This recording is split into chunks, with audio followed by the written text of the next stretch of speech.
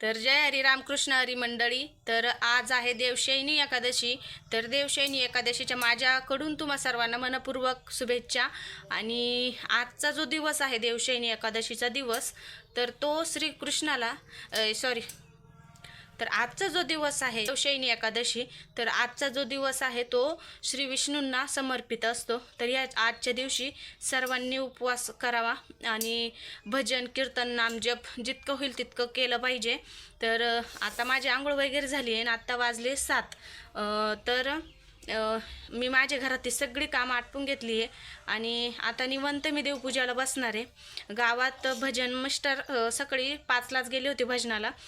तिथं आमच्या गावात जे विठ्ठल रुक्मिणीचं मंदिर आहे तिथं आंघोळ घातली मूर्त्यांना आणि भजन चालू आहे, अजून चालूच आहे.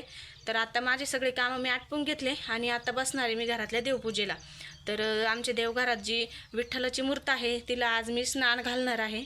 आपल्या साध्या भोळ्या पद्धतीने, म्हणजे माझ्या जितकी श्रद्धा आहे त्यानुसार मी किंवा माझ्याकडून जितकं होईल तितकं मी मनापासून आज त्या विठ्ठलाला किंवा विठ्ठलाच्या मूर्तीला स्नान घालणार आहे. तर पोरं पण उभे इथं, त्या सकाळचं चालू मग मी केव्हा आंघोळ घालायची.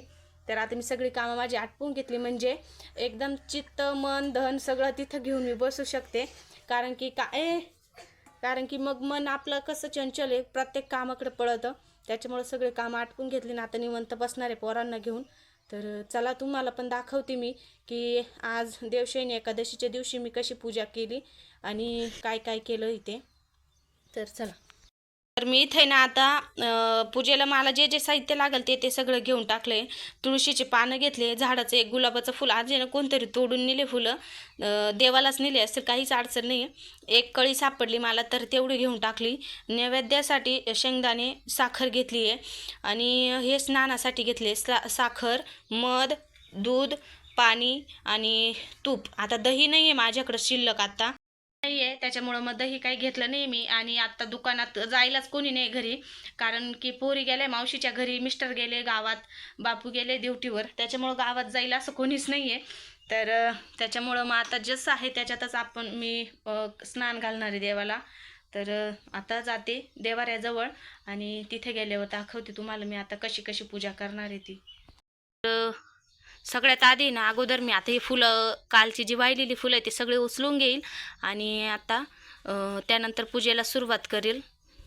कृष्णाय वासुदेवाय हरये परमात्मने प्रणत क्लेशनाशाय गोविंदाय नमो नमः.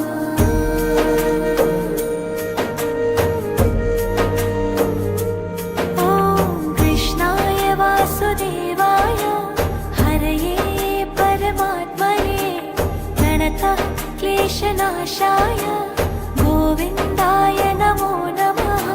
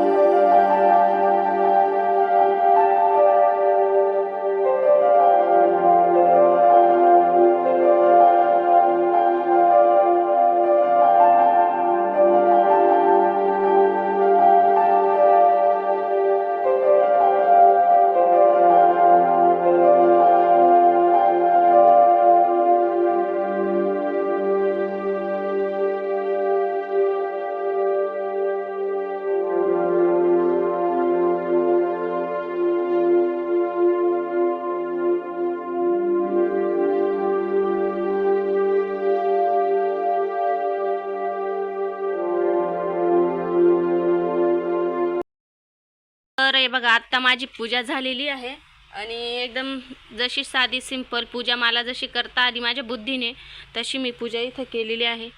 आणि आपली विठ्ठलाची मूर्ती बघा किती छान दिसतीये. आणि देवपूजा पण घरची देवपूजा पण करून घेतली आहे. आता आहे ना हे ठेवून देते, कारण आहे ना हवा खूप चालू आहे, दरवाजा उघडलाय मी, त्याच्यामुळे ना दिवा विझून जाईल, त्याच्यामुळे मग हे कवर ठेवून दिलंय. तर कशी वाटतेय नक्की कमेंट करून सांगा मला. हां, तिचा कन्नू का हा बघा.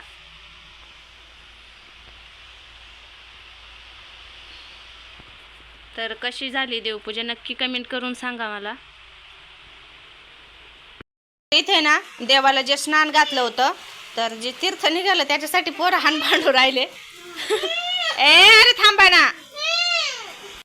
तर आता आहे ना म्हणजे तूप ना त्याचं हे होऊन गेलं होतं तर गरम करून दिलंय. तर आता मी पण पेले, पोरांना दिलंय, मिस्टरांसाठी थोडंसं काढून ठेवलंय. आता घ्या, थोडं थोडं पिऊन घ्या, थोडं थोडं प्या. हा दे रे. छान अशी देवपूजा झाली आहे आणि खरंच खूप भारी वाटायला लागला आता. आणि पाऊस पण चालू झाला आहे.